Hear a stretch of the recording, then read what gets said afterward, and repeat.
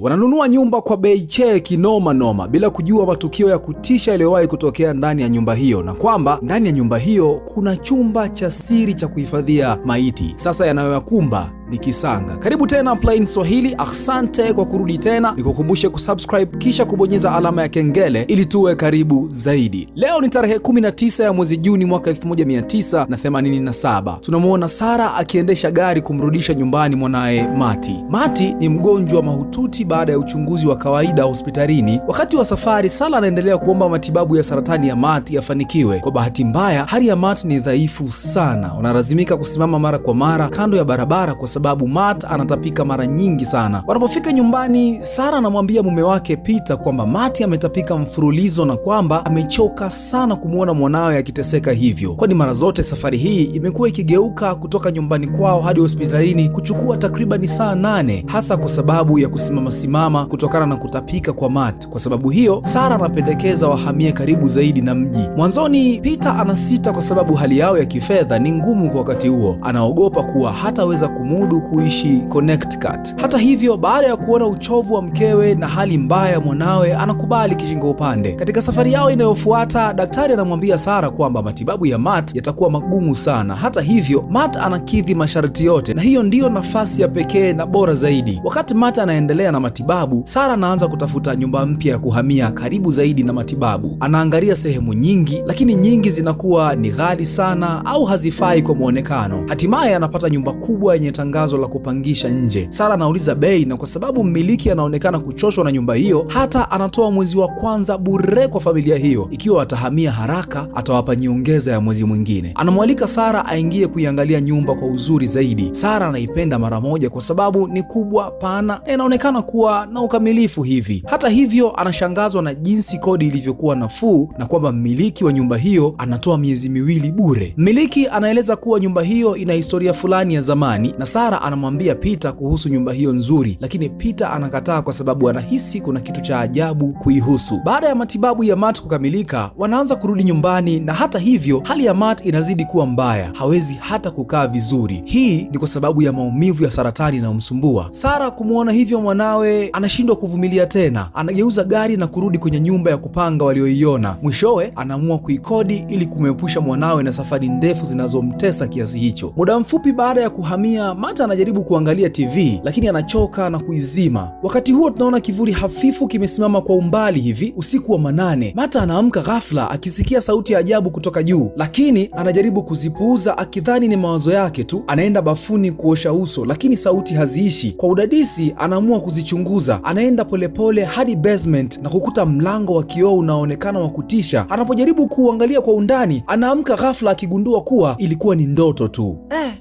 Uzauza. Asubuhi Sara anampeleka Matt jikoni na kumwambia achague chumba kabla ya wengine kufika. Wakati akitayarisha vyumba, Sara anapata picha za maiti zilizofichwa ndani ya samani za zamani hivi. Anaziona na anaanza kutetemeka, kisha anazitupilia mbali kwa haraka. Matt anachagua basement kama chumba chake kwa sababu kuna bafu ndani na hivyo hakuna atakayesikia akitapika usiku. Lakini pia kuna mlango wa kioo uliofungwa unaoelekea katika chumba kingine. Na hapa Peter anafika na ndugu zake wengine, Billy, Wendy pamoja na Mary. Wendy anaonyesha chumba cha kulala chenye kabati kubwa hivi. Wanapofungua mlango wa kabati, sura inaonekana katika kioo bila wao kuijua. Usiku huo Matt anaona damu kana kwamba imesambazwa sakafuni, lakini anapopepesa macho vizuri yanageuka kuwa maji. Na siku hii Matt anaweka sahani mezani, lakini ghafla anaziona sahani hizi zimejirudisha kwenye kabati, na anapomuuliza mama yake kama yeye ndo aliyezirudisha, mama yake anakana kufanya hivyo. Baadaye zinaanguka na kuvunjika sakafuni. Hapa anaogopa kukiri maono yake anayoyaona kama mauzauza, kwa sababu anahofia mama yake kwenda kuzitoa taarifa hizi kwa madaktari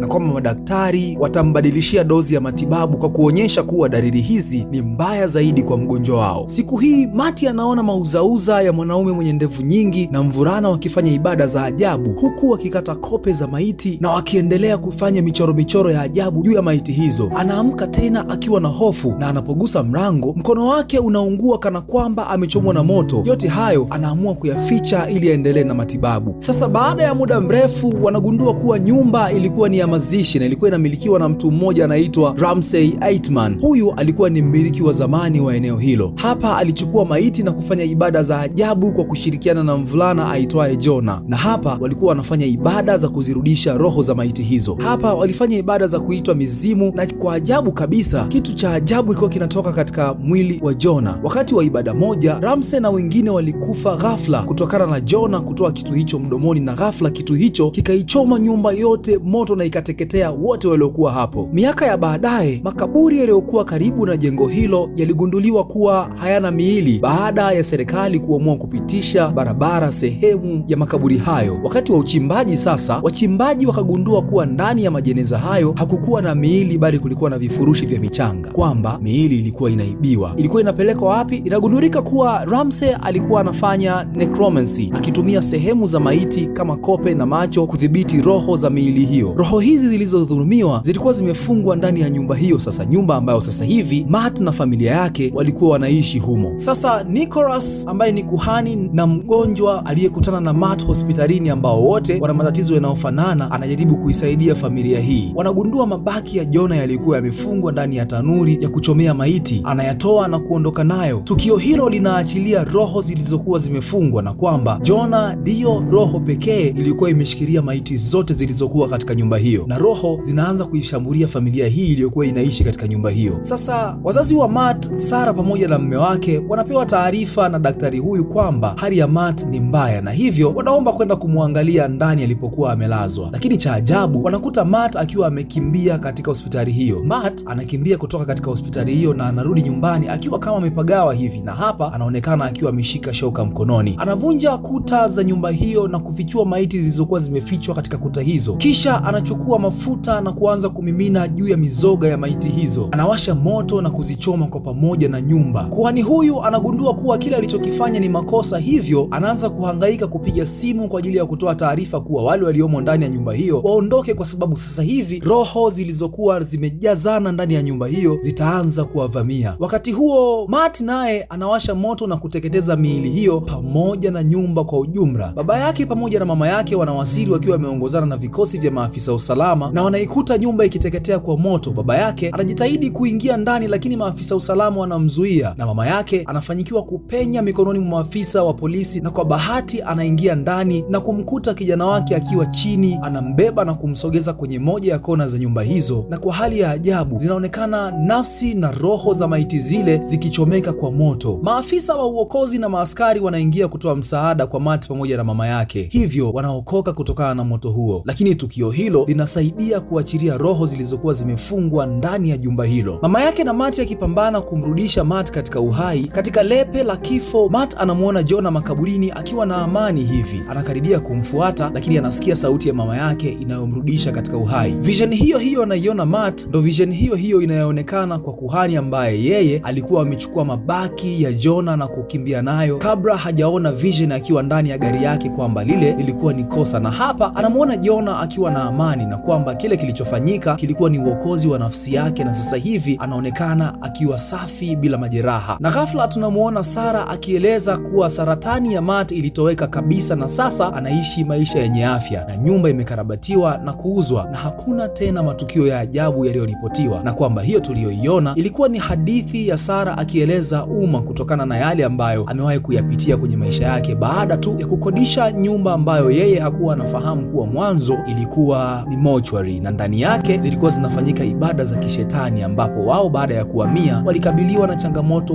kubwa za kukaribia kuondoa uhai wa familia yake. Hii inatoa funzo kuwa makini kabla ya kuingia kwenye nyumba za kupanga, kwa sababu wakati mwingine inawezekana humo ndani watu walikuwa wanafanya matambiko yao. Kuwa karibu na Mungu, mshirikishe Mungu kabla ya kuingia kwenye nyumba ya kupanga, kwa sababu watu wana mabaraa bana. Nikukumbushe kusubscribe kama bado haujafanya hivyo, na nikukumbushe kubonyeza alama ya kengele, na kama una pendekezo la filamu ambayo ungetamani tuizungumzie kwenye chaneli yetu hii, tuandikie kwenye comment. Mimi naitwa Manoge, Manoge.